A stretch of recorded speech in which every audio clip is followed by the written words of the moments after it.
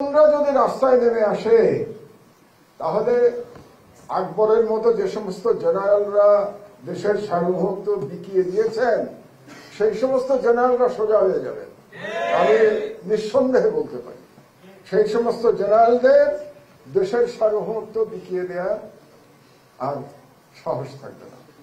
তো সুতরাং শহীদ আবরার আমাদের আইকন হিসেবে বেঁচে থাকবে, আমাদের স্বাধীনতা সার্বভৌমত্বের আইকন হিসেবে শহীদ আবরার অনন্তকাল বেঁচে থাকবে, এটাই আমার প্রত্যাশা। আমাদের লড়াই কি শেষ হয়ে গেছে? হয় নাই। তার একটা প্রমাণ আপনাদেরকে দেই আমি। কিছু বাংলাদেশি সাংবাদিক এই মুহূর্তে ভারত সফরে আছে। তাদের সাথে গতকাল ভারতের পররাষ্ট্র সচিব দেখা করেছেন এবং সেখানে পররাষ্ট্র সচিব যে কথাটি বলেছেন সেই কথাগুলির মধ্যেই আপনারা বুঝতে পারবেন যে ভারত তার আধিপত্যবাদের যে ষড়যন্ত্র সেটা চালিয়ে যাচ্ছে। তিনি কি বলেছেন? বাংলাদেশে যে নির্বাচন হতে যাচ্ছে ফেব্রুয়ারিতে, তার নাকি একটা আন্তর্জাতিক স্বীকৃতি প্রয়োজন। এটা কে বলছে? ভারতীয় পররাষ্ট্র সচিব, যে ভারত 15 বছর ধরে বাংলাদেশে একটা ফ্যাসিস্ট সরকার, একটা একনায়কতান্ত্রিক সরকারকে ক্ষমতায় রেখেছিল এবং বাংলাদেশের জনগণের সকল অধিকার হরণ করে নিয়ে গেছিল। সেই ভারতে পররাষ্ট্র সচিবের বলতে এতটুকু লজ্জা হলো না যে বাংলাদেশের নির্বাচনের আন্তর্জাতিক স্বীকৃতি প্রয়োজন। তাদের অধীনে তিনটা নির্বাচনের নামে তামাশা করেছে। আমি অবাক হলাম যে আমাদের কোন সাংবাদিক তাকে বললেন না যে আপনারাই তো বাংলাদেশে তিনটা নির্বাচনের নামে তামাশা মঞ্চস্থ করেছেন। প্রথমে একদলীয়, তারপরে মধ্যরাতের নির্বাচন, তারপরে আমির নির্বাচন। এই কথাটা বলার সাহস আমাদের একজন সাংবাদিকের হলো না। আমি একজন সম্পাদক হিসেবে বড় হতাশ হয়েছি। এটাই হচ্ছে সমস্যা আমাদের। আমরা ক্ষমতার কাছে বড় সহজে আত্মসমর্পণ করি। এই অবস্থার থেকে আমাদের মুক্তি দরকার এবং এই অবস্থার থেকে মুক্তি দিতে পারে আজকের সেমিনারের মতো আলোচনা। আমাদের রেগুলার শুনতে হবে এই আলোচনা। এই আলোচনা কন্টিনিউয়াসলি বলতে হবে। আমি ধন্যবাদ জানাই ডাকসুকে, সাদেক কাইমকে এবং জুমাকে যারা আজকে এখানে অর্গানাইজ করেছে এই অনুষ্ঠান। কারণ আবরার ফাহাদের গল্প আমাদের প্রতিদিন বলে যেতে হবে। শহরে, নগরে, বন্দরে, গ্রামে, গঞ্জে সর্বত্র আবরার ফাহাদের গল্প বলে যেতে হবে, যাতে দেশের সর্বত্র থেকে আবরার ফাহাদের জন্ম হয়। এই আবরার ফাহাদ তো ঢাকা থেকে জন্ম হয়, এই আবরার ফাহাদ তো কুষ্টিয়া থেকে এসেছে। কুষ্টিয়ায় তাদের বাড়ি, সেখান থেকে এসছে আবরার ফাহাদ। এরকম লক্ষ লক্ষ আবরার ফাহাদরা যখন ঢাকা শহরে আসবে তখন আর এই দেশের তথাকথিত বুদ্ধিজীবী এবং সুশীল সমাজ এবং তথাকথিত প্রগতিশীলরা বাংলাদেশের স্বাধীনতাকে ভারতের কাছে সমর্পণ করতে আর সাহস পাবে না। আপনাদেরকে সেরকম একটা প্রগতিশীলের গল্প বলি। আমি তখন তুরস্কে নির্বাসনে ছিলাম। সেই সময় বলছিল না আমাদের শিবিরের ছেলেপেলেরা আজকে যে তাদের উপরে কি ধরনের অত্যাচার হতো। সেই সময়, সেই অত্যাচারের সময় যখন নামাজ পড়তে পারতো না তারা ফ্রিলি ঢাকা বিশ্ববিদ্যালয়ে, তারা ইফতার করতে পারতো না, গণ ইফতার বন্ধ ছিল, ইফতার করার পরে এক ধরনের নিষেধাজ্ঞা ছিল। মেয়েরা টিএফসিতে রোজার মধ্যে নামাজ পড়ার জায়গা বন্ধ করে দেওয়া হয়েছিল। তো সেই সময় আমার কাছে যখন খবর গেল আমি তখন একটা অনলাইন পত্রিকা লন্ডন থেকে চালাতাম, আমার দেশ নামে, আমার দেশ ইউকে নামে চালাতাম, প্রবাস থেকে, নির্বাচন থেকে। তো আমি একটা নিউজ করতে চাইলাম ঢাকা বিশ্ববিদ্যালয়ে যে ইয়াং ছেলেমেয়েরা ইসলাম ধর্ম পালন করতে গিয়ে বাধার মুখে পড়ছে, এই ব্যাপারে একটা সংবাদ ছাপাতে চাইলাম।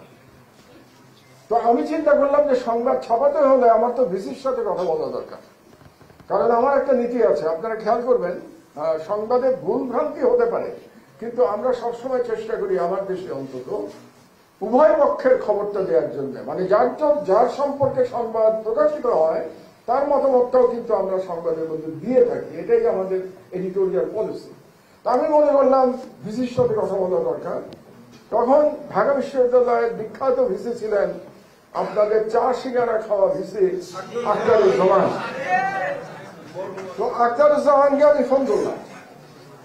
ফোন করে প্রথমে নাম বলা মাত্র তিনি চমকে উঠলেন, নাম এবং পরিচয় দিলাম এবং তারপরে বললাম যে আপনার এখানে মুসলমান ছেলে এবং মেয়েদের এভাবে তাদের ধর্ম পালনে বাধা দেওয়া হচ্ছে। তিনি অত্যন্ত রাগান্বিত হয়ে আমাকে জবাব দিয়েছিলেন, খুব মজার জবাব। বলেছিলেন, আপনাকে এত কিছু করেও আমরা শায়েস্তা করতে পারলাম না, আপনি এখনো আগের মতোই রয়ে গেছেন। তো আমি আখতারুজ্জামানের সাথে আমার আরেকবার দেখা হয়েছিল, আমরা ঘটনাচক্রে একসঙ্গে হজ করেছিলাম। তো বহু আগের গল্প। তো সেই গল্প বলে তাকে আমি বললাম যে আপনারও তো হেদায়েত হয়েছে বলে মনে হচ্ছে না। তো এটা বলে আমি আখতারুজ্জামানের সাথে আমার টেলিফোনটা আমি রেখে দিয়েছিলাম। আমি এই গল্পটা এই জন্য বললাম, আখতারুজ্জামান এখানে থাকলে ভালো হতো। গল্পটা এই জন্য বললাম যে আমাদের তথাকথিত প্রগতিশীলতা বোঝানোর জন্য এই কথাটা বললাম। আমাদের দেশে প্রগতিশীলতা মানে হচ্ছে ইসলাম বিদ্বেষ, প্রগতিশীলতা মানে হচ্ছে ভারতের প্রতি নিঃশর্ত আত্মসমর্পণ। এটা হচ্ছে আমাদের দেশের প্রগতিশীলতার ডেফিনেশন। আমি এই প্রগতিশীলতা প্রতিক্রিয়াশীলতায় বিশ্বাস করি না। আমরা আমাদের মতো চিন্তা করি এবং সবার স্বাধীনতা আছে, যার যার মতো চিন্তা করবার, যার যার মতো কথা বলবার।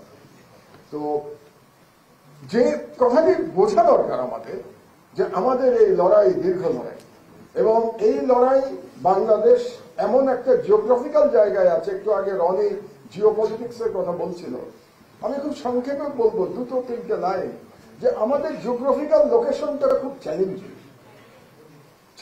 এই কারণে যে আমরা surrounded by non Muslim countries.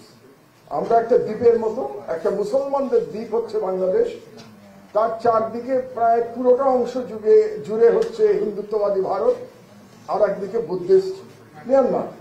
সুতরাং আমাদের লড়াই চলমান। ওই যে আমার একটা বই আছে, ইংরেজিতে লেখা বই, যেটা আমি জেলখানার মধ্যে লিখেছিলাম, the political history of Muslim Bengal and unfinished battle of faith. এই যে আনফিনিশড ব্যাটল অফ ফেইথ, এটা কিন্তু চলমান থাকবে, এটা আমাদেরকে মনে রাখতে হবে। সুতরাং আমাদের সার্বভৌমত্ব বজায় রাখতে হলে এইটা বিশ্বাসের মধ্যে দিয়ে সার্বভৌমত্ব বজায় রাখতে হবে, আর নয়তো সার্বভৌমত্ব থাকবে না। এটাই হচ্ছে আমার আপনাদেরকে মেসেজ দিতে চাচ্ছি আমি। এবং আপনারা জানেন আমি বুয়েটের ছাত্র, আবার কেউ কেউ হয়তো জানতে পারেন আমি কিন্তু এই বিশ্ববিদ্যালয়েরও ছাত্র, আমি আইবিএর ছাত্র। সুতরাং এই পাশেই এই মধুর ক্যান্টিনে অনেক চা খেয়েছি, কাজেই দুই বিশ্ববিদ্যালয়েরই ছাত্র আমি। তো আমাদের লড়াই দীর্ঘ লড়াই, ইনশাআল্লাহ। আমার তো বয়স হয়ে গেছে, আগেই বললাম, তবে এই বয়সে এসে আমি প্রথম বাংলাদেশ সম্পর্কে আশাবাদী হতে শুরু করেছি। কারণ আমাদের জেনজি রেভলিউশন, আমাদের ছেলেমেয়েরা যে এতটা পরিবর্তিত হয়ে গেছে, তারা যে এতটা কালচারালি কনসিয়াস হয়ে গেছে, তারা যে এতটা আত্মপরিচয়ের বলিয়ান হয়ে গেছে, এটা জুলাই বিপ্লব না হলে আমি জানতাম না। সুতরাং জুলাই বিপ্লবের মাধ্যমে তরুণরা আমাদেরকে জানিয়েছে যে বাংলাদেশকে আর পদোন্নত করা যাবে না, বাংলাদেশের সার্বভৌমত্ব আর লুণ্ঠন করা যাবে না। সেটা যতই ভারতে বসে ফ্যাসিস্ট শেখ হাসিনা অপচেষ্টা চালিয়ে যাক না কেন, আমাদের তরুণরা অবশ্যই ভারতীয় সকল অপচেষ্টা রুখে দেবে। এবং আমাদের তরুণদের সেই লড়াইয়ে আমি বৃদ্ধ মাহমুদুর রহমান সঙ্গে থাকার কথা বলে এবং অঙ্গীকার করে আমার বক্তব্য শেষ করছি। আল্লাহ হাফেজ।